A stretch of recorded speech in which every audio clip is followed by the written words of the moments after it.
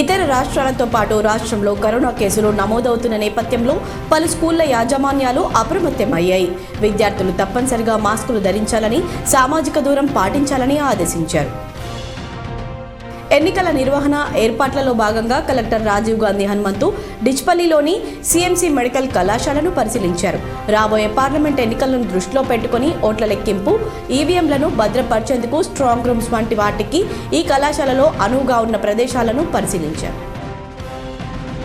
భారత ఆహార సంస్థకు కేటాయించిన కస్టమ్స్ మిల్లింగ్ ప్రైస్ లక్ష్యాలను ఈ నెలాఖరులోగా 100% పూర్తి చేయాలని జిల్లా కలెక్టర్ జితేష్ వి పాటిల్ రైస్ మిల్లర్లను ఆదేశించారు. కలెక్టరేట్లోని మినీ కాన్ఫరెన్స్ హాల్లో రైస్ మిల్లర్లతో ఏర్పాటు చేసిన సమావేశంలో మాట్లాడుతూ సీఎంఆర్ లక్ష్యాలను పూర్తి చేయని మిల్లులను బ్లాక్ లిస్టులో పెట్టడంతో పాటు తగు చర్యలు తీసుకుంటామని హెచ్చరించారు. జక్రాన్పల్లి మండలంలోని బాల్నగర్ 44వ జాతీయ రహదారిపై ఘోరం జరిగింది. స్కూల్ ఆటోను కారు ఢీకొంది. 9 మంది పాఠశాల విద్యార్థులకు గాయాలయ్యాయి. హైవే అంబులెన్స్ ద్వారా ఆర్బుల్లోని ప్రభుత్వ ఆసుపత్రికి చిన్నారులను తరలించారు. సమాజంలో నిరుపేదల, అణగారిన వర్గాల అభ్యున్నతికి లయన్స్ క్లబ్ సేవలు అందిస్తుందని ఇంటర్నేషనల్ లయన్స్ క్లబ్ అధ్యక్షుడు లయన్ బ్రియాస్ ఈసిహాన్ అన్నారు. ఎడపల్లి మండల కేంద్రంలో కొత్తపల్లి వీర్రాజు శేషారత్నం మెమోరియల్ వృద్ధాశ్రమాన్ని గురువారం పరిశీలించారు.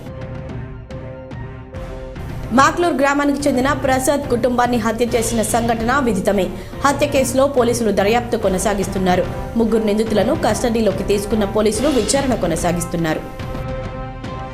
ఆర్మూర్ బస్టాండ్ ఎదుట రోడ్డును ఆక్రమించడంతో మున్సిపల్ పోలీస్ శాఖ అధికారులు పండ్ల దుకాణాలను తొలగించారు.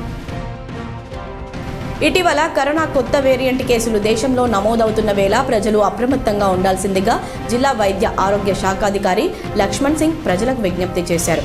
కరోనా తాత్కాలికమైన జలుబు లాంటిదని, తగిన జాగ్రత్తలు, సూచనలు పాటిస్తే తరిమి కొట్టవచ్చన్నారు. ఉపరాష్ట్రపతిపై తృణమూల్ కాంగ్రెస్ ఎంపీ వ్యాఖ్యలను ఖండిస్తూ ఆర్మూర్ అంబేద్కర్ చౌరస్తాలో బీజేపీ ధర్నా నిర్వహించారు.